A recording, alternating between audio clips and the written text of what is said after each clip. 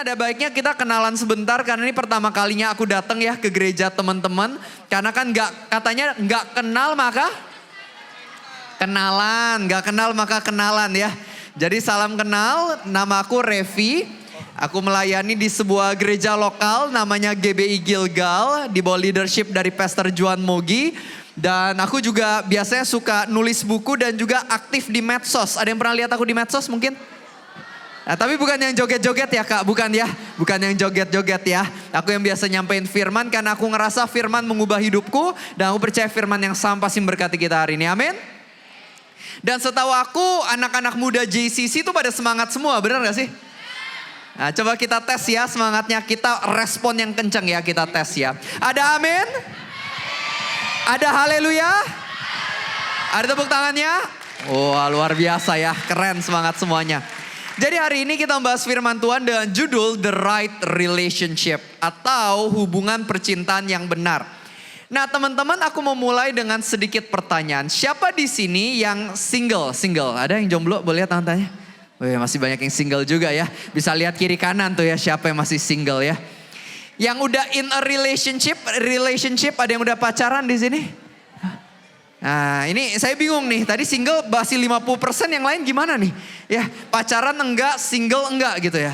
Atau Sebastian, sebatas teman tanpa kepastian, ada di sini? Ya mungkin ada ya beberapa ya. Tapi apapun status love relationship kita teman-teman, berapapun umur kita, penting banget buat kita belajar tentang percintaan, setuju gak? Karena kalau misalnya kita nggak ngerti tentang love relationship yang benar, masa depan kita nggak bisa baik. Mungkin kita masih muda sekarang. Bukan berarti kita belajar jadinya tahun depan harus punya pacar, nggak juga. Mungkin masih lama punya pacarnya. Tapi kalau misalnya kita nggak ngerti love relationship yang benar, nanti ujungnya pasti kehancuran. Tapi kalau kita ngerti, nanti one day pas kita punya pacar, kita menikah dan lain-lain, pasti akan jauh lebih better. Makanya lebih baik kita persiapkan diri dari sekarang. Kita belajar rahasia punya hubungan yang lebih baik untuk masa depan kita. Amin? Amin. Teman-teman mau tahu nggak rahasianya punya hubungan yang baik? Mau tahu nggak? Aku nanya loh, nggak ada yang jawab. Mau ya? Mau tahu aja atau mau tahu banget? Karena mau tahu banget kita belajar sama-sama ya. Kita mulai dengan poin yang pertama. Semuanya siap? Yang pertama, mulailah dengan Tuhan. Start with God. Kita mau lihat sebuah kisah di dalam Alkitab. Pada Yohanes 4 diceritain, waktu itu Tuhan Yesus lagi bersandar di sebuah sumur waktu itu di Samaria. Di mana tiba-tiba datang seorang wanita Samaria. Ketika wanita Samaria ini ketemu sama Tuhan Yesus nanya. Tuhan Yesus ajak ngobrol wanita ini. Nah di tengah mereka lagi ngobrol, tiba-tiba Tuhan Yesus ngomong gini, "Hai wanita, panggillah suamimu." Tapi wanita ini bilang, "Aku gak punya suami." Dan kata Tuhan Yesus, "Betul katamu. Karena sesungguhnya kamu punya 5 suami. Dan yang saat ini sama kamu di rumah kamu, itu bukan suami kamu." Alias lagi kumpul kebo anggapannya. Nah dalam kata lain Tuhan Yesus ngerti ada permasalahan di dalam hidup dari wanita ini teman-teman. Yaitu wanita ini, dia adalah seseorang yang waktu itu, dia ini mencari yang namanya kepuasan dari laki-laki, tapi gak pernah berhasil menemukannya. Mungkin ini gak ditulis di Alkitab, tapi aku bayangin kayak gini. Mungkin aja wanita ini ketemu laki-laki pertama yang ganteng banget. Udah kayak di drama Korea gantengnya mungkin kan. Matanya biru, tinggi, six pack misalnya. Terus dia pikir, oh kalau saya menikah sama model kayak gini, saya bakal bahagia. Akhirnya nikah. Tapi ternyata ganteng aja gak cukup. Coba para wanita aku mau nanya, ganteng aja cukup gak? Enggak ya, gak cukup ya. Gak cukup ya kan. Akhirnya ternyata malah bercerai. Jadi wanita ini berpikir, oh ganteng aja gak cukup. Mungkin butuh yang namanya uang yang banyak, kaya mungkin ya. Dia cari, ketemu pengusaha unta. Untanya ada 1.000 misalnya ya. Biasanya mungkin unta punuknya cuma 2, ini punuknya ada 3 untanya misalnya kan. Akhirnya dia menikah sama laki-laki kaya ini. Tapi ternyata meskipun kaya, belum tentu bikin bahagia. Ininya cerai lagi sama laki-laki ketiga. Dia pikir, oh mungkin yang saya butuh laki-laki yang lucu mungkin. Singkat cerita ini laki-laki lucu sekali. Baru nyapa aja dia udah ketahui, ini fun banget, nikah. Tapi setelah nikah 5 tahun misalnya, ternyata receh juga, lama-lama nyebelin gitu ya. Endingnya cerai juga, laki-laki keempat, kelima, keenam sama, masih kosong hati dia. Makanya Tuhan Yesus bilang pada Yohanes 4 ayat 13-14, Tuhan Yesus bilang ke wanita ini, "Hai wanita, kalau engkau terus minum air di tempat ini, kamu bakal tetap haus. Tapi barang siapa minum air yang kuberikan kepadanya, dia tidak akan haus lagi. Bahkan lebih dari itu, air yang kuberikan padanya akan menjadi sumber mata air yang terus-menerus mengalir sampai kepada kehidupan kekal." Dalam kata lain Tuhan Yesus mau bilang, what you need is me. Apa yang kamu butuhkan adalah aku. Kamu cari kepuasan dari laki-laki, gak akan ketemu. Kalau kamu mau puas sungguh-sungguh, kamu harus punya hubungan sama aku. Karena ketahuilah, kita gak bisa mengasihi dengan benar kalau kita belum melekat sama sumber kasih yang benar, yaitu Tuhan. 1 Yohanes 4 ayat 8 dan 16 dikatakan bahwa God is love. Tuhan adalah kasih.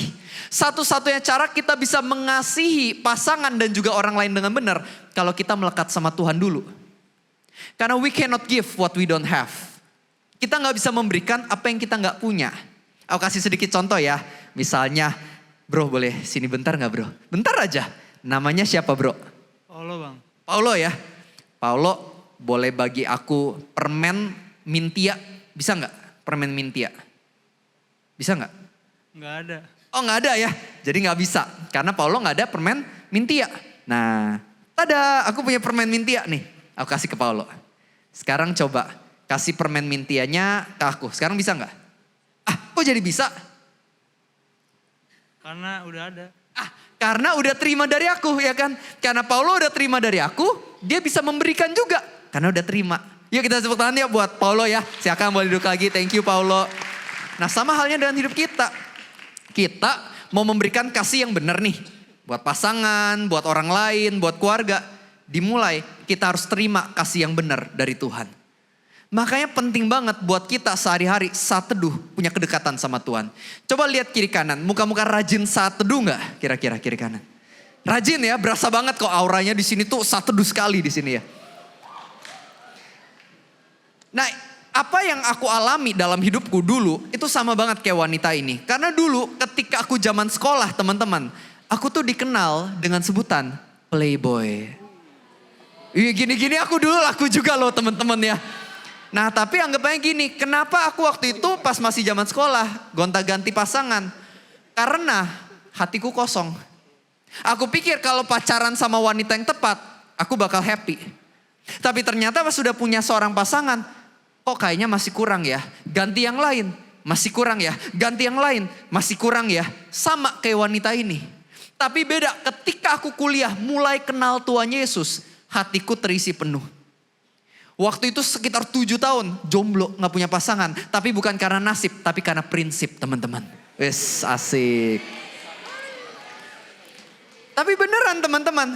Anggapannya aku yang biasanya sukanya punya pasangan gonta-ganti. Bisa tahan 7 tahun gak punya pasangan. Itu teman-temanku pada kaget. Mereka bilang, Revi kok bisa sih kamu tahan bertahun-tahun gak punya pasangan. Beda banget sama dulu. Saya bilang, karena Jesus happen in my life. Tuhan Yesus isi kekosongan di hatiku, makanya aku bisa sabar memilih dan menunggu yang tepat. Nah jadi sama halnya di dalam hidup teman-teman. Kalau kamu pengen suatu hari punya hubungan percintaan yang benar, maka kuncinya satu. Kamu harus melekat terlebih dahulu sama sumber kasih, namanya adalah Tuhan Yesus. Amin. Kita angkat tangan kanan yuk, angkat tangan kanan, semuanya angkat tangan kanan, angkat tangan kanan. Tepuk pundak teman sebelah kanan, bilang bro, dekat sama Tuhan dulu sebelum dekat sama pacar. Oke, itu yang pertama ya. Poin yang kedua. Yang kedua adalah miliki 3B yang tepat ketika mau punya seorang pasangan. B yang pertama adalah berdoa. Coba semua katakan doa. Nah teman-teman, ketika kita mau ambil keputusan, mau itu di dalam kehidupan, nanti dalam pekerjaan, mungkin dalam pelayanan, termasuk dalam hubungan. Penting banget buat nanya dulu sama Tuhan. Karena kebenarannya kita semua gak tahu yang terbaik. Kita gak tahu masa depan. Setuju gak sih? Contoh ya, coba aku mau nanya. Teman-teman tahu gak Presiden Amerika Serikat tahun 2170? Siapa namanya? Ada yang tahu? Nggak ada yang tahu, kita nggak ada yang tahu ya kan. Karena kita nggak tahu masa depan, tapi Tuhan tahu. Makanya kesalahan banyak orang ketika milih pasangan, mereka doanya kayak gini. Tuhan, aku suka banget sama si Joko Tuhan. Pokoknya Joko harus jadi pacar aku. Singkat cerita, Joko gak mau sama kita. Joko tahu-taunya mau sama wanita lain, si Maria misalnya gitu kan. Terus kita marah, loh Tuhan, kenapa Tuhan gak kasih Joko buat aku? Tuhan jahat. Kalau kayak gini aku gak mau ikut Tuhan lagi. Banyak loh yang kayak gitu. Emangnya si Joko udah pasti yang terbaik buat kita? Belum tentu ya kan. Kita cuma tebak-tebak doang. Makanya doa yang lebih tepat kita doanya kayak gini. Tuhan, ini ada 3 pilihan nih Tuhan. Ada si Kevin, Joko, sama si Tony Tuhan. Pilih yang mana ya Tuhan? Tuhan tolong pimpin aku. Kalau di antara 3 ini masih gak ada yang benar. Tolong kasih tahu aku siapa yang lebih tepat. Gitu, itu doa yang lebih benar. Jadi setiap kali kita mau memilih sesuatu termasuk hubungan. Please doa dulu sama Tuhan. Jangan sampai udah salah milih. Hidup kita hancur, baru kita nyala-nyalahin Tuhan. Jangan. Dari awal kita ikut sertakan Tuhan, maka pilihan kita bisa lebih tepat buat masa depan. Amin. Yang kedua, salah. Nah, yang kedua adalah bercermin. Coba semua katakan bercermin. Nah, kalau udah doa bagus, tapi yang kedua kita harus bercermin. Karena mungkin kita udah doa, tapi orang itu tetap nggak mau sama kita. Karena kita lupa bercermin, ada hal-hal dalam diri kita yang belum kita perbaiki, makanya dia belum mau sama kita. Contoh, kita udah doa terus nih rajin, tapi mungkin mandinya kurang rajin mungkin. Bisa aja loh, kenapa dia gak mau? Karena kita bau ketek ternyata ya kan. Mungkin aja loh ya kan, kita bercermin. Contoh lain, kenapa dia gak mau? Mungkin aja karena sama ini kita malas belajar. Nilai sekolah selalu jelek misalnya. Kira-kira nih pasangan yang tepat. Cari cowok atau cewek yang pintar atau yang bodoh? Pintar kan? Nah makanya kita udah belajar belum? Jadi orang yang pintar, berprestasi, berhasil. Karena sekali lagi, kita cari pasangan yang tepat buat kita. Dia juga cari pasangan yang tepat buat dirinya. Makanya sebelum cari pasangan yang tepat, jadilah pribadi yang tepat dulu. Bercermin. Makanya sering-sering tanya ke teman kamu, ada masukan gak buat aku? Karena kita harus berubah. Semakin kita berubah jadi tepat, semakin juga one day kita bisa punya pasangan yang tepat buat hidup kita. Amin. Yang ketiga, bergaul. Coba semua katakan gaul. Teman-teman di sini pada gaul gak? Gaul banget ya di sini mah ya. Nah berdoa udah, bercermin udah. Tapi ada juga yang kok kayaknya susah ya dapat pasangan yang tepat. Banyak juga yang permasalahannya karena kurang bergaul. Teman-teman bergaul itu baik. Kita perluas koneksi kita, punya banyak teman. Kita mau jadi berkat buat banyak orang, dimulai dengan cara kita temenan sama banyak orang. Setuju? Sama, kalau mau ketemu calon-calon yang tepat. Misalnya calon tim yang tepat, calon partner hidup yang tepat, dan lain-lain. Semua dimulai dengan cara bergaul. Kan gak mungkin ya, misalnya kita cuma di rumah, nonton drama Korea seharian, atau mungkin di rumah cuma main game seharian, terus suatu hari ada yang bel rumah kita, teng tong, pas kita keluar cewek cantik, terus dia bilang, aku mau jadi calon istri kamu, nikah yuk gitu ya. Mungkin terjadi gak? Gak mungkin ya kan? Makanya penting banget kita bergaul. Ketika kita berdoa, bercermin, bergaul, di situ akan lebih memudahkan kita ketemu pasangan yang tepat dalam hidup kita. Amin. Kita angkat tangan kiri, angkat tangan kiri, angkat tangan kiri. Tepuk pundak teman sebelah kiri bilang, sis, udah banyak bercermin belum sis?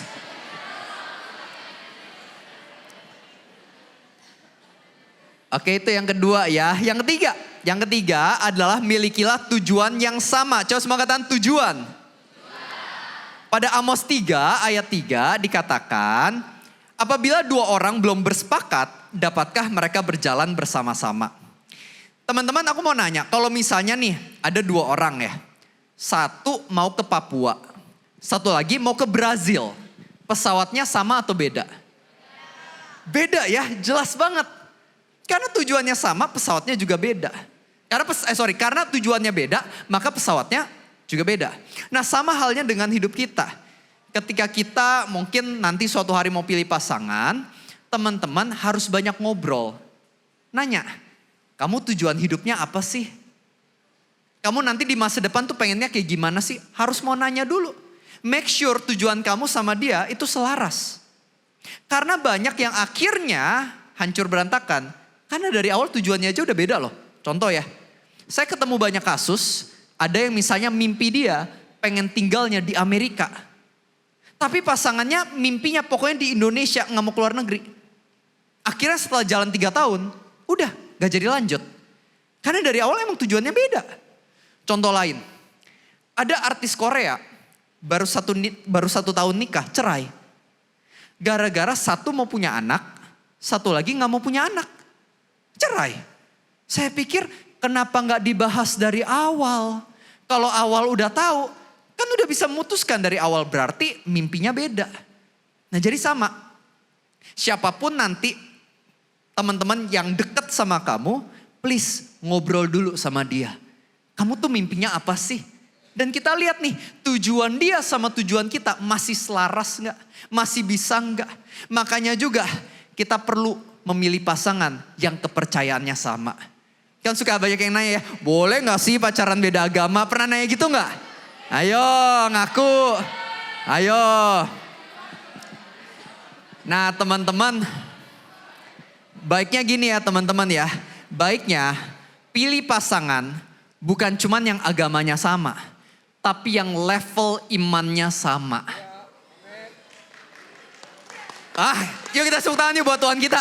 Dari tadi gak ada tepuk tangan loh, ini pertama kali loh.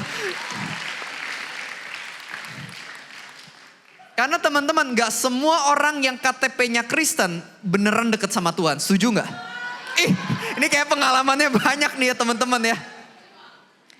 Kita beneran lihat, dia beneran deket Tuhan gak? Kita lihat karakter dia serupa Kristus, serupa Tuhan atau serupa setan.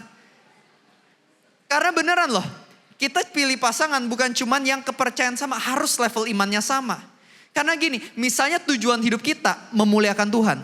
Sedangkan dia gak percaya Tuhan, mau gimana udah gak bisa. Pada akhirnya kamu cuma akan terhambat sama dia kalau dia aja gak peduli sama Tuhan.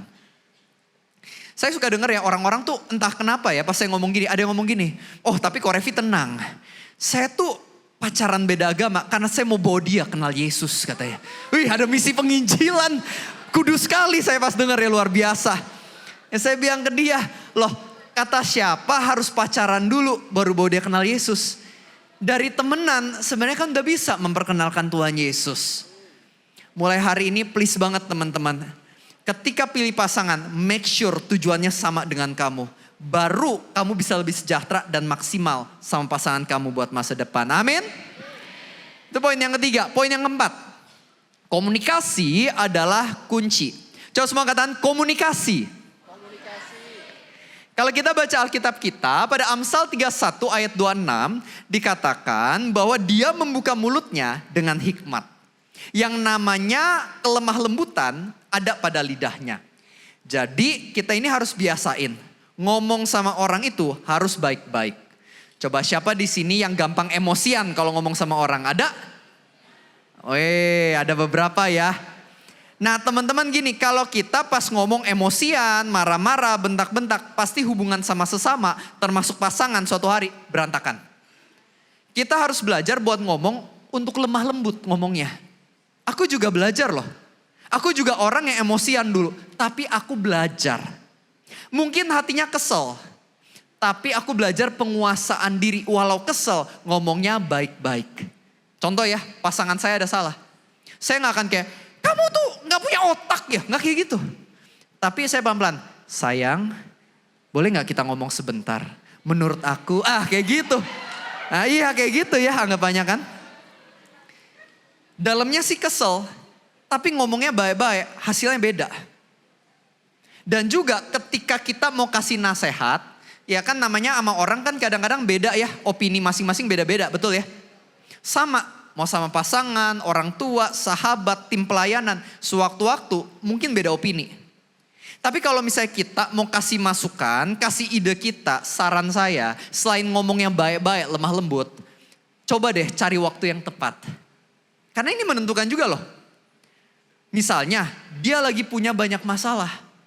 Terus kita misalnya kasih pendapat kita yang beda, kasih masukan. Mungkin dia gak bisa terima. Kan dia lagi stres.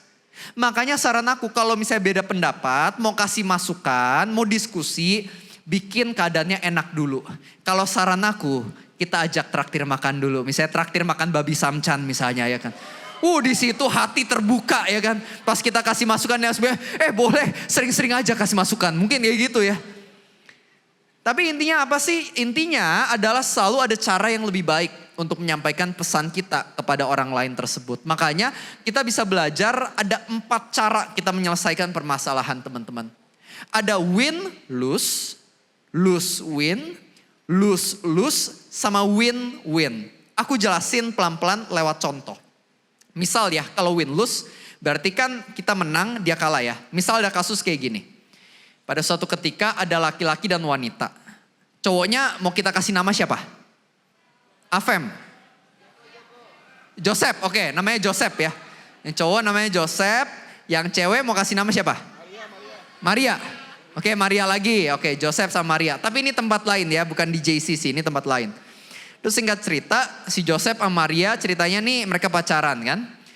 Terus singkat cerita, suatu hari, ya anggap mungkin udah nikah juga lah anggap ya. Terus suatu hari si Joseph dia habis pulang kerja gitu kan. Pulang kerja dia capek udah seharian kerja.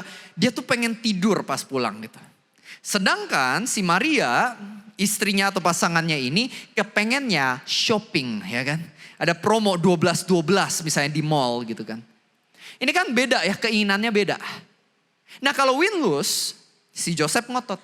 Gak mau tahu pokoknya gue mau tidur di rumah bodo amat lu gak usah shopping. Maria dia sedih banget. Teman-temannya shopping, dia gak bisa shopping. Dia kelewatan 12-12. Sedih si Maria. Itu kalau win-lose. Kalau lose-win, Yosef yang kalah. Maria yang ngotot. Gak mau tahu Yosef, pokoknya kita harus shopping, titik. Akhirnya mereka ke mall. Si Yosef udah gak kuat tuh bawain barang. Akhirnya dia pingsan, masuk rumah sakit, mati abis itu. Ya kan? Ini misalnya ya, lose-win gitu misalnya. Kalau lose-lose sama-sama kalah. Mereka di rumah berantem, terus mereka ribut, bentak-bentakan. Akhirnya semalaman mereka berantem. Yosef gak jadi tidur, Maria gak jadi shopping juga, sama-sama kalah. Kalau win-win, mereka diskusi baik-baik. Sayang, gimana kalau misalnya aku tidur dulu ya 2 jam. Setelah aku tidur 2 jam, itu kan masih jam 7 tuh ya kurang lebih. Baru kita ke mall shopping. Ah itu win-win ya. Atau mungkin contoh lain, sayang promo 12-12 tuh gak cuma di mall loh. Tapi juga ada di Shopee Mall, ada juga tuh ya. Ada online ya kan. Ya aku kasih deh nih, aku kasih dana ya. Kamu bisa pakai silahkan, kamu bisa shopping online, aku tidur. Itu juga bisa win-win gitu ya. Intinya adalah ketika kita beda opini sama orang lain. Mau itu pasangan, keluarga, tim pelayanan. Jadilah orang yang mau diskusi cari win-win solution. Ketika kita biasain ini, kita akan lihat hidup kita lebih sejahtera. Amin. Kita angkat tangan kanan yuk, angkat tangan kanannya. Tepuk pundak teman sebelah kanan, kita bilang bro, cari win-win solution sama gua. Jangan nyolot jadi orang. Oke, poin yang kelima, poin yang terakhir ya. Yang kelima adalah jagalah kekudusan. Aku boleh minta tim pemain keyboard gak? Pemain keyboard untuk bantu aku. Poin yang kelima, jagalah kekudusan. Kalau kita baca Alkitab, pada 2 Timotius 2 ayat 21. Dikatakan seperti ini. Barang siapa mau menyucikan dirinya dari semua kejahatan, Tuhan kita akan memandang orang itu sebagai perabot yang mulia. Yang siap untuk digunakan oleh tuannya untuk semua maksud yang mulia. Tuhan itu mau pakai setiap dari kita jadi berkat yang luar biasa. Tuhan pengen kita jadi inspirasi buat banyak orang. Tapi itu semua dimulai kalau kita jaga kekudusan dalam hidup kita. Permasalahan banyak orang adalah banyak orang yang ketika pacaran belum nikah, pacarannya gak benar. Pacarannya gak kudus. Atau mungkin bahkan ketika masih single juga gak jaga kudusan. Banyak juga. Makanya hari ini kalau teman-teman pengen lebih bahagia dan lebih jadi berkat, kuncinya satu. Tinggalkan dosa, jaga kudusan. Maka kamu akan lihat masa depan yang lebih cerah. Hubungan yang lebih baik. Teman-teman tahu gak sih menurut data yang ada, 50% orang-orang yang menikah itu akhirnya berakhir pada perceraian katanya. Menurut data dunia, kenapa? Karena banyak orang yang gak kenal kasih Tuhan. Dan yang kedua, banyak orang gak jaga kekudusan. Ternyata menurut penelitian yang ada, kalau misalnya ada orang yang membiasakan diri persetubuhan bebas sebelum menikah, kemungkinan nantinya bercerai dan berselingkuh jadi lebih tinggi ternyata. Makanya kenapa Tuhan itu menginginkan setiap dari kita jaga kudusan. Agar nantinya suatu hari di masa depan ketika kamu udah menikah one day, pernikahannya dapat berjalan dengan lebih baik, lebih setia. Tapi ingat, bahkan kalau kita udah pernah salah, mulai hari ini bertobat. Karena selalu ada kesempatan buat kita asal kita mau sungguh-sungguh bertobat. Kalau kita ninggalin dosa-dosa kita termasuk dosa nafsu, kita akan ngelihat berkat Tuhan mulai mengalir lagi buat hidup kita dan masa depan kita. Makanya aku gak tahu keadaan teman-teman, masa lalu kamu, kesalahan, kegagalan apa yang udah kamu lakukan. Tapi hari ini Tuhan mau mengingatkan, kalau kita mau taat sama Tuhan, kamu akan lihat masa depan yang lebih baik. Saya tutup dengan satu cerita terakhir, seorang tokoh dalam Alkitab yang mungkin banyak di antara kita tahu. Namanya adalah Simson. Coba semua katakan Simson. Simson dapat karunia dari Tuhan. Ada yang tahu karunianya apa? Kekuatan. Simson kuat sekali. Kalau ada yang nonton anime tuh kayak All Might lah di Boku no Hero gitu ya. Mungkin ada yang tahu. Tapi intinya dia kuat sekali. Simson ini dikasih karunia. Dan Tuhan dari awal bilang panggilan hidup dia akan jadi pahlawan buat bangsa Israel. Tapi ternyata meskipun dia panggilannya besar, karunianya luar biasa. Masalahnya Simson, dia gak jaga kudusan. Simson hobinya pergi ke tempat-tempat gak bener, main sama wanita-wanita gak bener. Sampai akhirnya dia ketemu wanita, namanya siapa? Delila. Dia ketemu sama Delila, akhirnya dia pacaran sama Delila, tapi ternyata Delila bukan wanita yang beneran sayang sama dia. Delila ada seorang penipu. Akhirnya Delila, dia menipu Simson, Simson kasih tahu rahasianya, Delila kasih tahu ke musuh-musuhnya Simson. Akhirnya rambutnya Simson dipotong dan karena rambutnya dipotong, Simson kehilangan kekuatannya. Simson ditangkap, masuk dalam penjara, matanya dicongkel dan dia disuruh stand up komedi di depan musuh-musuhnya Simson. Simson yang harusnya luar biasa, hidupnya berantakan karena dia memilih hidup dalam dosa nafsu dan memilih pasangan yang salah. Untungnya pada akhirnya Simson bertobat. Dia bilang ke Tuhan, Tuhan tolong kasih satu kesempatan terakhir.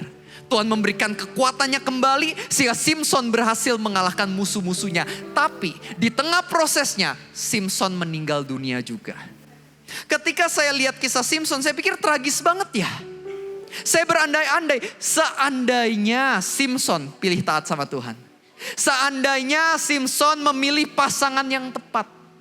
Yang bukan Delila, melainkan pasangan yang benar-benar bisa ingetin dia tentang Tuhan. Bisa melayani bareng dia. Mungkin aja umur Simson akan lebih panjang. Mungkin aja hari ini kita belajar dari kisah Simson. Bukan dari kisah kegagalannya, tapi dari kisah keberhasilannya. Sama dengan hidup kita. Apa yang akan menjadi keputusan kita? Mau berakhir seperti Simson? Yang mungkin berakhirnya gak terlalu enak. Atau kita pengen memilih jalan yang benar. Kita jaga kekudusan. Kita taat sama Tuhan. Maka kita akan lihat hidup kita lebih bahagia. Umur kita lebih panjang. Hidup kita jadi berkat, jadi inspirasi buat keluarga bahkan orang-orang sekitar. Doaku buat teman-teman. Hari ini kita sungguh-sungguh mau jalanin love relationship yang sesuai dengan nilai firman. Percaya Tuhan ngajarin hal-hal ini bukan untuk bikin hidup kita repot.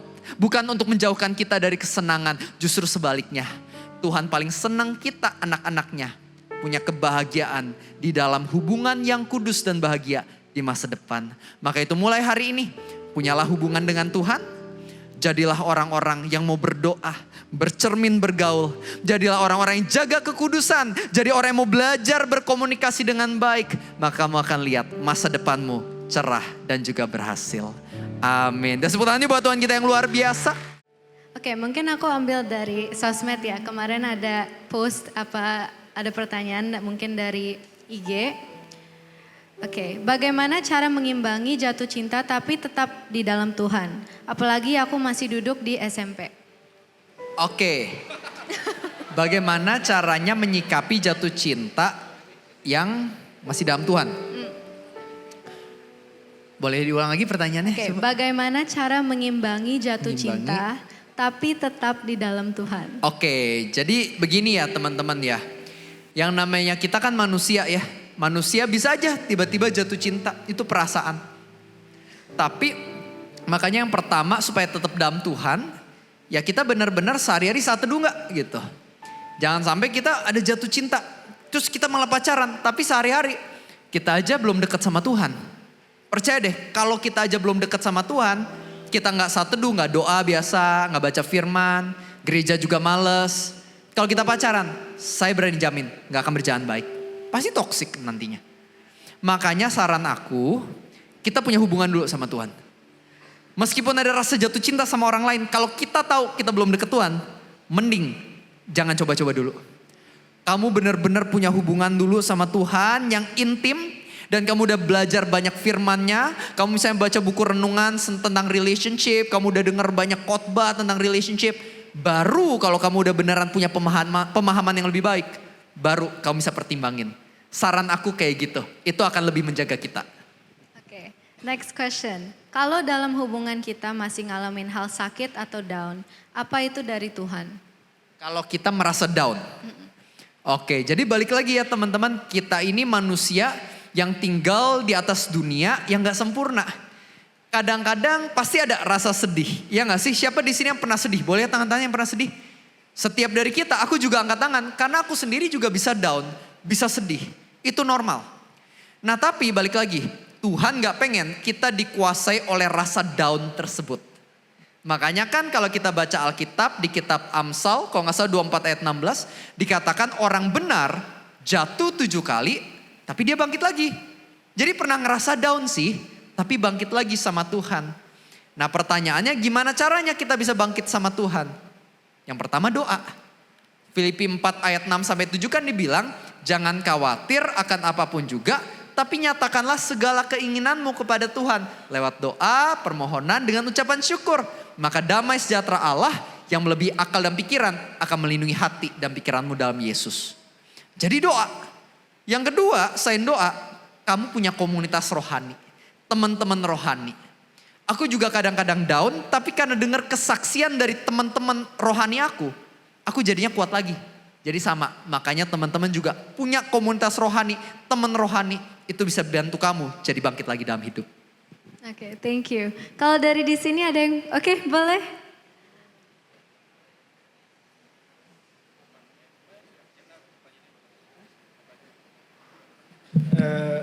Kak, ini kan saya punya teman Kak, dia itu, iya, maaf. Saya cuma mau nanya, ini karena teman saya juga pengen nanya tapi dia nggak terlalu itu. Nah teman saya itu dia awalnya punya teman cewek, dia awalnya dengerin ceritanya, tapi tiba-tiba dia jadi suka dari ceritanya itu gimana Kak? Oh suka dengar ceritanya terus jadi suka? Iya jadi suka, jadi punya perasaan sama cewek itu Kak. Terus pacaran? Enggak, belum. Oh suka, jadi pertanyaannya apa? Maksudnya tips-tips mendekati atau apa nih maksudnya pertanyaannya berarti? Itu gimana cara berhubungannya dengan Tuhan, tapi dia tuh beda agama Kak. Oke, ya. Thank you buat pertanyaannya ya. Jadi kalau saran aku, balik lagi kayak firman yang tadi kita belajar ya teman-teman ya. Menurut aku, ya mungkin kita ada rasa suka, tapi balik lagi. Kita nggak selalu harus ngikutin perasaan kita, karena perasaan kita belum tentu benar teman-teman. Makanya kan Amsal 4 ayat 23 dikatakan jagalah hatimu dengan segala kewaspadaan. Karena hati kita nih gak selalu benar. Don't follow your heart, lead your heart. Kan kalau misalnya quotes-quotes dunia kan gitu ya, just follow your heart. Kayaknya tuh kayak bagus banget. Tapi sebenarnya Alkitab bilang hati manusia itu sesat. Maksudnya aku lupa ya ayat kalimat gimana, tapi hati manusia itu gak bisa dipercaya. Makanya balik lagi, meskipun ada rasa suka, menurut aku cek lagi sama firman Tuhan, cek lagi sama kebenaran. Firman Tuhan kan bilang terang dan gelap gak bisa bersatu. Makanya meskipun ada rasa suka sama orang yang mungkin kepercayaannya berbeda, saran aku temenan dulu aja. Bukan berarti musuhan ya, jangan musuhan, tetap teman. Tapi anggapannya kita berteman, kita cerita tentang Tuhan. Kalau one day dia beneran mau ikut Tuhan Yesus, ya kita baru bisa pertimbangin untuk ke next step. Tapi kalau misalnya dia belum nggak percaya Tuhan, saran aku jangan dipaksain. Percaya akan ada yang lebih cocok buat kamu, yang cinta Tuhan juga, yang bisa support kamu juga. Seperti itu. Oke, ada lagi teman-teman di sini? Boleh langsung kami. Halo Pastor, aku Mei. Aku punya pertanyaan, bagaimana cara membedakan relationship yang toxic dengan tantangan atau cobaan di relationship? Jadi bedanya tuh toxic sama tantangan di hubungan. Oke, Thank you Pastor. Thank you buat pertanyaannya. Very good question ya. Jadi menurut aku yang namanya tantangan atau misalnya slack di dalam hubungan kan pasti ada ya. Anggapannya mau sehebat apapun, mau dia pendeta, dua-duanya pendeta ya bisa aja sama-sama kan. Kadang-kadang ada berantemnya, kadang-kadang ada saling gak ngertinya. Nah bedanya gini, kalau misalnya yang sehat ketika mereka mungkin ada beda pendapat, mereka bisa ngomongin baik-baik. Atau mungkin sempat sih marah, sempat sih mungkin bentak-bentak, tapi sebentar mereka bisa ngomong baik-baik lagi, mereka bisa doa bareng dan mereka bisa cari solusi bersama. Anggap aja berantem ada, tapi jarang-jarang gak sering. Kalau toksik, ya berantemnya sering. Udah berantemnya sering, ketika berantem, keluarnya perkataan yang jahat. Perkataan yang kata kotor, kata kasar. Dan juga bahkan main fisik saling pukul-pukulan. Itu menurut aku udah toksik. Atau mungkin ketika berantem, mereka gak ngomong baik-baik. Mungkin gak ngomong pakai kata kasar sih. Tapi kalimatnya tuh merendahkan pasangannya yang bikin pasangannya bisa sakit hati bertahun-tahun. Itu toksik. Dan kalau misalnya lagi berantem, udah berantem mereka gak mau kelarin bersama Tuhan. Mereka gak mau doa, gak mau konseling sama mentor. Nah menurut aku itu yang kurang sehat. Tapi sepanjang misalnya ada ribut-ribut tapi mereka masih mau saling mendoakan, berdoa, masih mau konseling sama mentor. Menurut aku itu masih sehat dan masih normal seperti itu. Oke, semoga menjawab. Boleh Kak, yang tadi angkat tangan boleh langsung.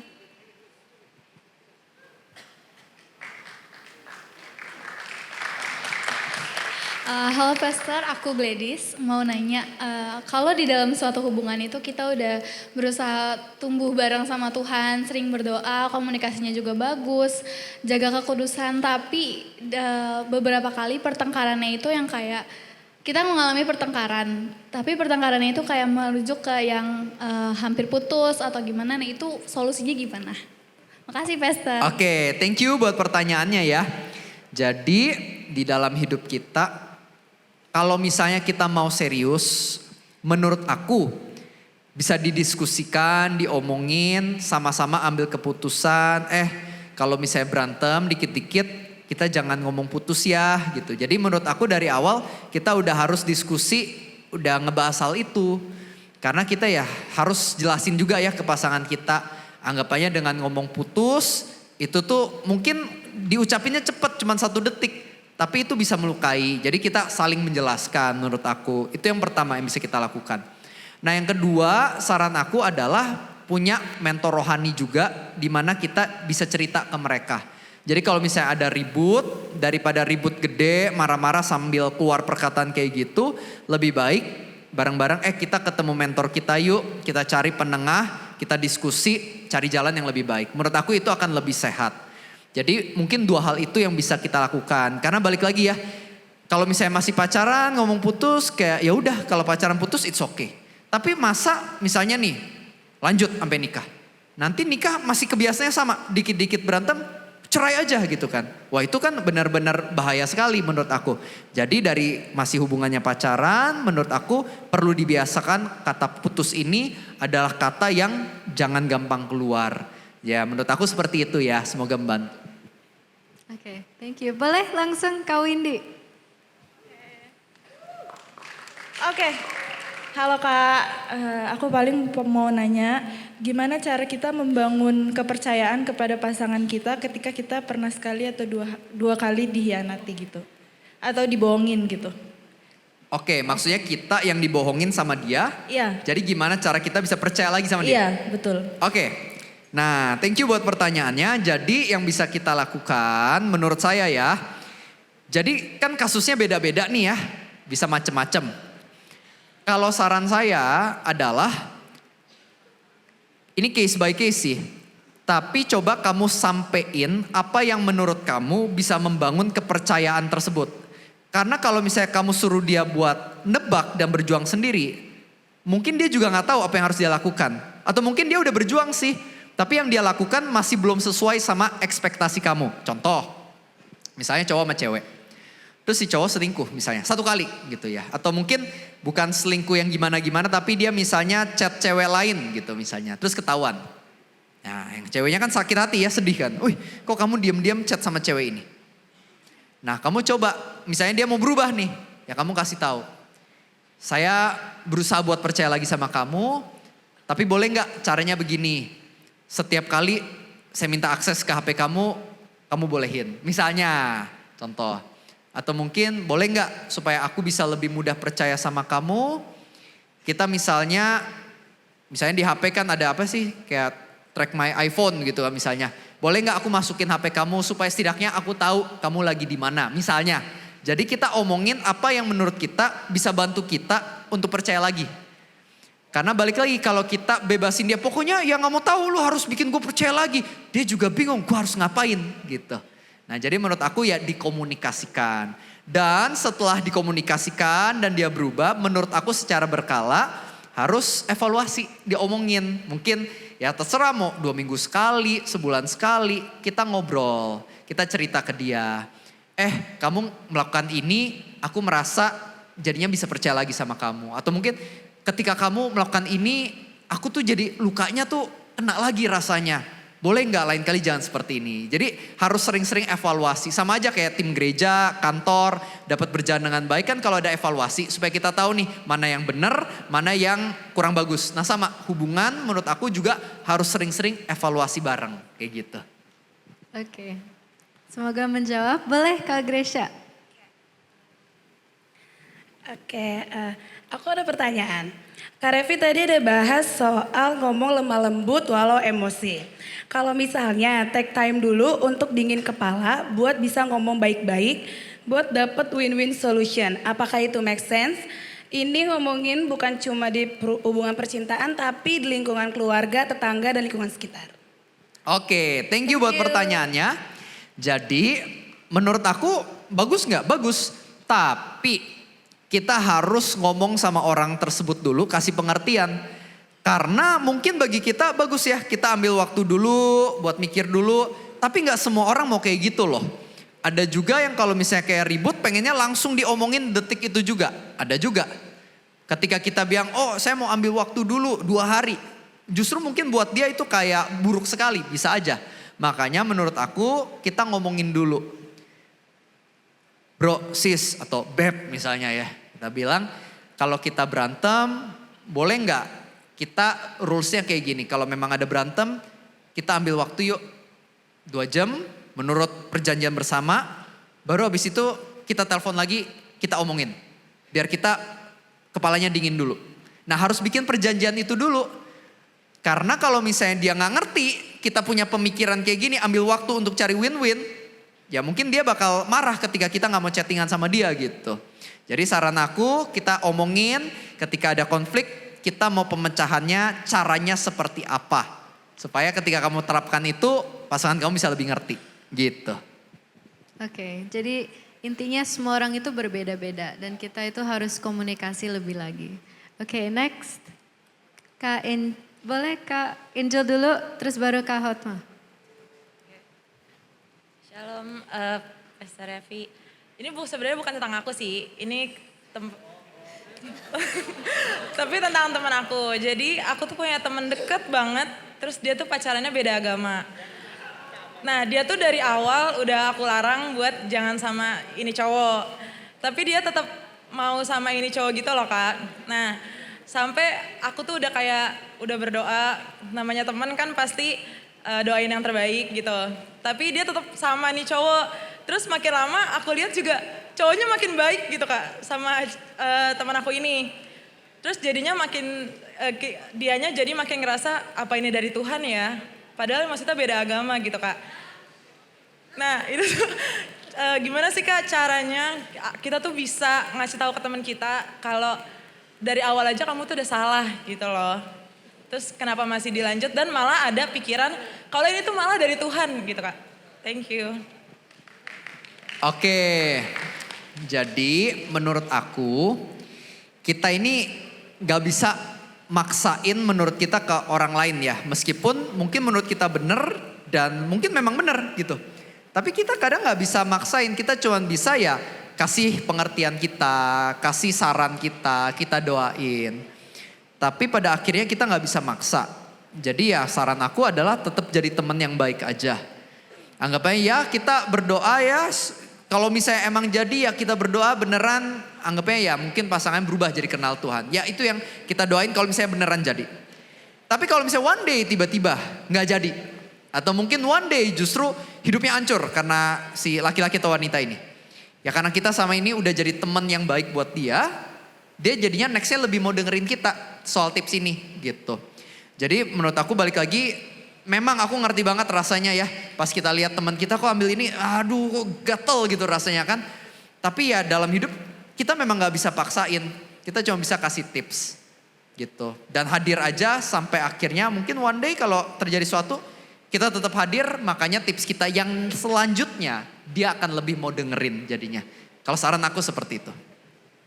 Oke, boleh Kak Hotma?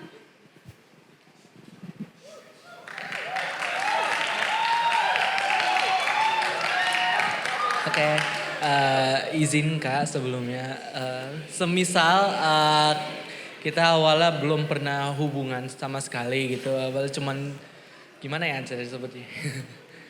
Kita terlalu excited dalam menyukai seseorang nih. Misalkan dari kitanya terlalu excited sampai kita dibawa galau gitu kan.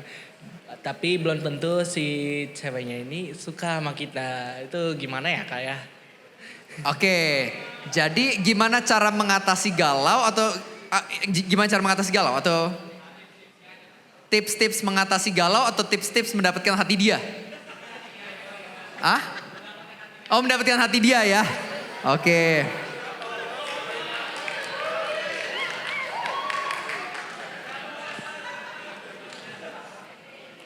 Oke, jadi gini menurut aku ya. Yang pertama, berdoa. Kita andalin Tuhan ya. Tapi balik lagi kayak yang kita belajar tadi. Aku ngerti, kita namanya lagi suka kan pokoknya tuh pengennya dia gitu kan. Kalau bukan dia gak mau gitu kan. Tapi balik lagi seperti yang tadi kita pelajari, kita ganti deh doanya jangan maksa harus sama dia. Karena jujur aja mungkin lagi suka, tapi belum tentu yang terbaik. Jadi kita minta Tuhan untuk pimpin kita. Itu yang pertama, kita doa. Yang kedua adalah kita naikin kualitas diri kita. Karena balik lagi, semakin kita berkualitas, semakin banyak orang yang kemungkinan juga mau sama kita. Kayak misalnya contoh ya, aku punya teman-teman yang mungkin umurnya udah sekitar hampir 30 atau 30-an juga banyak kan. Yang cewek-cewek dan mereka belum punya pasangan. Saya tanya, kok belum punya pasangan? Bukannya mereka gak laku loh. Mereka lumayan cakep dan banyak yang suka juga. Saya tanya, kok belum punya pasangan? Mereka bilang, ya karena belum ada yang berkualitas saja. Belum ada yang tepat, belum ada yang pas aja. Daripada sama yang salah, ya mending gue sendirian kan gitu. Nah jadi sama ketika kita jadi pribadi yang semakin berkualitas. Orang yang berkualitas juga akan lebih tertarik sama kita. Nah itu yang kedua. Yang ketiga adalah ya kita belajar untuk bergaul. Belajar buat ngobrol. Kadang-kadang mungkin aja kenapa orang gak mau sama kita. Karena kita mungkin gak pandai komunikasi. Orang ngobrol sama kita boring misalnya. Kita belajar gimana berkomunikasi, kita latih skill komunikasi kita. Kita juga bergaul bukan cuma sama dia tapi bergaul sama teman-temannya. Karena kadang-kadang mungkin dia udah mau tapi dia tanya teman-temannya oke nggak ya? Terus teman-temannya bilang lu jangan sama dia. Nggak bisa juga kan. Tapi kalau misalnya dia tanya teman-temannya ini oke nggak? Oke banget. Kita dapat lampu hijau. Nah itu beberapa tips dari aku ya, semoga membantu. Oke, boleh next Kak Firni.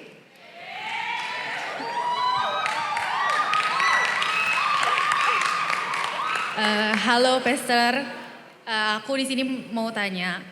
Jadi misalkan nih kita punya hubungan Pastor, hubungannya ini udah sehat sesuai dengan apa yang Tuhan inginkan. Misalkan kita udah sate bareng dan sama-sama pelayanan, kita udah bertumbuh bareng di dalam Tuhan, udah menjalani hubungan yang sehat juga dan menjaga kekudusan. Tapi ternyata sumber masalah itu dari ketidaksetujuan orang tua.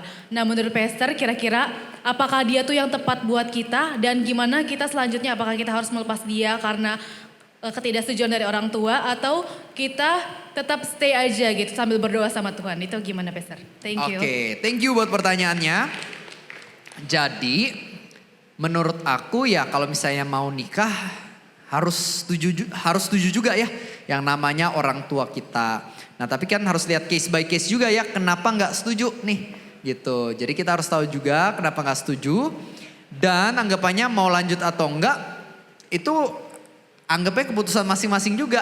Karena ada aja yang awal nggak setuju setelah diperjuangkan bisa. Tapi ada juga yang setelah diperjuangkan akhirnya tetap nggak bisa, udah luangin waktu bertahun-tahun, aninya harus putus juga, ada juga. Jadi nggak bisa ngomong yang benar lanjutin atau nggak bisa juga gitu ya. Makanya ya kita berdoa dan anggapannya kalau misalnya mau berjuang menurut aku ya nggak menutup kemungkinan hati orang tua bisa berubah juga. Karena aku ngelihat juga beberapa kasus yang pada akhirnya setelah berjuang ya bisa aja. Yang pertama makanya cari tahu dulu nih kenapa orang tua nggak setuju. Misalnya orang tua nggak setuju karena secara keuangan dia belum baik, banyak hutang misalnya. Ya ada poinnya juga sih dari orang tua. Ya berarti kalau misalnya mau berubah dari nggak setuju jadi setuju, ya dia mulai kerja dengan benar, hutangnya lunas, dia punya penghasilan yang oke buat menghidupi keluarga. Saya yakin orang tua bakal berubah jadi setuju. Contoh lain lagi, misalnya orang tuanya gak setuju karena misalnya selama ini dia belum dekat sama Tuhan, belum pelayanan. Oh ya udah, mulai dia anggapannya mulai aktif, mulai belajar, mulai mau dimuridkan. Nah dari situ mungkin bisa berubah jadi setuju. Atau mungkin orang tuanya gak setuju karena sama ini pelit misalnya. Ya belajar beliin martabak buat calon mertua gitu misalnya kan. Nah jadi menurut aku mau diperjuangkan masih bisa lihat case-nya kita coba. Tapi balik lagi kita doa dan kita lihat ya anggapannya. Setiap case berbeda-beda dan keputusan masing-masing. Saya nggak bisa bilang diperjuangin pasti berhasil. Ya we don't know juga gitu. Jadi menurut saya didoakan juga. Oke. Semoga menjawab. Boleh next. Shalom Pastor, aku mau tanya kalau kita punya pasangan dan udah cukup lama dalam hubungan,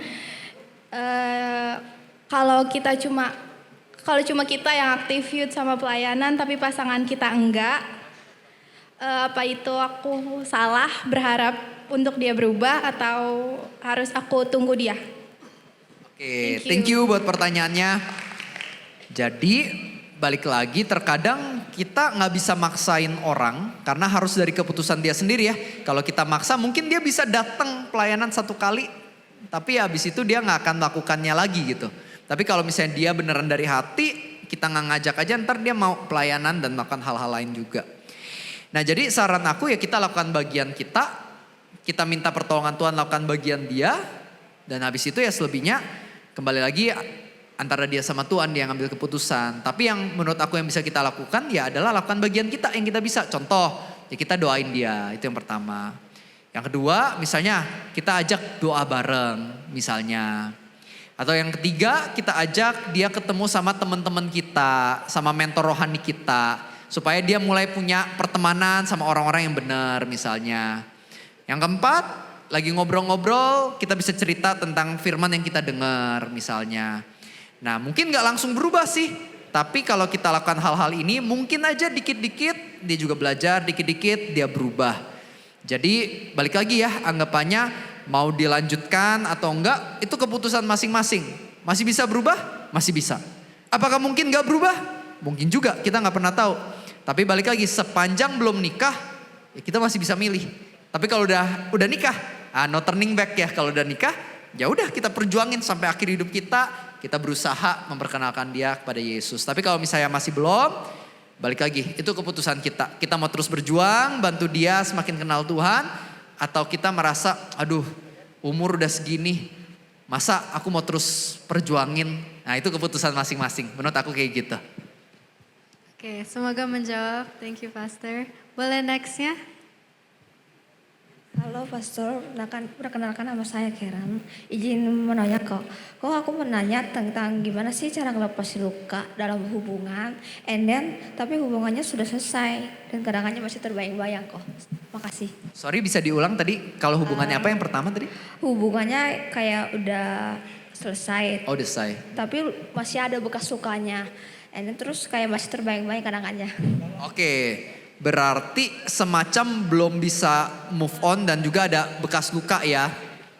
Nah, jadi kalau saran aku jangan punya pasangan dulu kalau misalnya belum move on atau masih terluka. Saran aku adalah kita harus pulih dulu bersama Tuhan. Banyak orang berpikir, oh kalau saya ada luka, saya jadian sama yang baru, nanti dia yang akan memulihkan luka saya. Padahal sebenarnya bisa memulihkan luka kita ya bukan manusia tapi Tuhan. Jadi saran aku kita pulihkan dulu nih. Supaya nanti ketika next relationship kita nggak bawa baggage atau nggak bawa beban. Jangan sampai kita bawa beban terus kita masuk hubungan itu ya kasihan. Nanti dia akan anggapnya ya membawa beban kita itu. Lebih baik ya kita udah belajar meninggalkan beban itu dulu bersama dengan Tuhan. Sehingga nextnya kita hubungannya bisa lebih baik. Makanya kan aku suka dengar cerita mungkin ada orang-orang punya trauma dari masa lalu dan lain-lain. Nah saran aku kalau punya trauma ayo beresin. Caranya gimana? Caranya yang pertama kita berdoa Tuhan saya mau berubah. Kedua punya komunitas rohani benar-benar di mentor. Itu yang kedua. Yang ketiga ya sehari-hari beneran baca firman, dengar khotbah. Kan iman timbul dari pendengaran, pendengaran akan firman Tuhan. Semakin kamu dengar firman Tuhan, semakin pikiran kamu yang salah diganti sama pikiran yang benar. Lama kelamaan lewat proses, kamu bisa semakin better keadaannya. Dan ketika udah oke juga nih hati kamu, itulah baru momen yang pas buat kamu lanjut ke kehidupan memiliki pasangan yang baik. Gitu kesaran aku. Oke, satu pertanyaan lagi boleh? Oke, halo Pastor. Aku bawain pertanyaan teman aku. Oke, jadi dia tuh punya 2 prinsip. Yang pertama itu dia mau pacaran kalau udah stabil finansial dan emosional. Terus yang kedua dia itu prinsip pacaran itu mau langsung ke pacaran gitu. Terus dia tuh sekarang tuh udah ngerasa cukup secara finansial dan juga emosional. Tapi setiap dia mau pacaran tuh kayak ngerasa nggak pede, masih berasa belum siap gitu. Terus dia mau tanya gimana cara kita tuh benar-benar tahu kalau kita tuh benar-benar udah siap untuk pacaran. Gitu, Oke, gimana caranya udah tahu kita udah siap secara finansial dan emosional gitu ya. Nah jadi balik lagi anggapannya kalau kata benar-benar mutlak siap ya nggak ada ya. Kita akan selalu ada pasti kekurangannya gitu ya. Anggapannya nggak sempurna selalu pasti kan. Nah tapi menurut aku balik lagi yang pertama aku selalu pasti ngandalin Tuhan kita berdoa ya.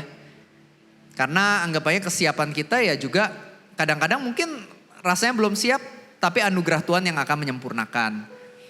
Jadi itu yang pertama, pasti andalin Tuhan. Tapi yang kedua juga adalah menurut aku kita udah bikin hitung-hitungannya belum. Berapa yang dibutuhkan misalnya untuk wedding partinya, berapa yang dibutuhkan misalnya untuk kehidupan sehari-harinya, berapa biaya yang dibutuhkan misalnya untuk sewa rumah misalnya. Nah itu semua dihitung dulu tuh. Misalnya ketika udah dihitung tuh semua pengeluaran yang akan ada dan kita lihat uang kita yang sekarang penghasilan per bulannya, oh oke, aman. Berarti secara finansial benar udah siap gitu. Itu secara finansial. Kalau emosional menurut aku ya kita bisa lihat ketika sama dia atau sama temen, nggak bisa sama teman-teman sih. Ketika deket sama dia kita sering berantem nggak? Kalau misalnya sering berantem terus, seminggu bisa 3 kali berantem, tapi kita merasa siap, ya menurut aku kita halu ya kan. Sebenarnya belum siap. Jadi lihat nih, kita ini seberapa sering sih marah-marah, menurut aku kita yang paling tahu. Nah tapi kadang-kadang kita juga buta gitu, masih suka marah-marah tapi gak sadar. Makanya nanya masukan teman-teman. Bro, menurut kamu aku orangnya sabar gak sih? Kalau misalnya dibilang, lu mah sabar banget. Berarti mungkin siap nih. Tapi kalau kita tanya, bro menurut lu gue sabar gak? Wah lu mah kalau udah bete kayak setan bro. Itu berarti kita belum siap gitu ya. Dan makanya penting juga punya mentor rohani. Menurut aku mentor rohani juga bisa bantu liatin kita. Kita secara emosional udah siap atau belum. Jadi menurut aku seperti itu ya. Kita bisa hitung-hitungan buat finansial.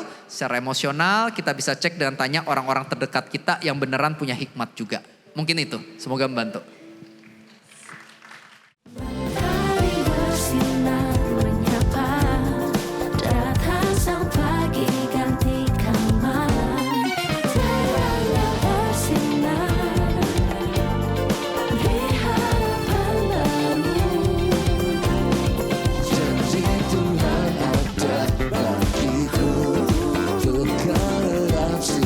Dalam.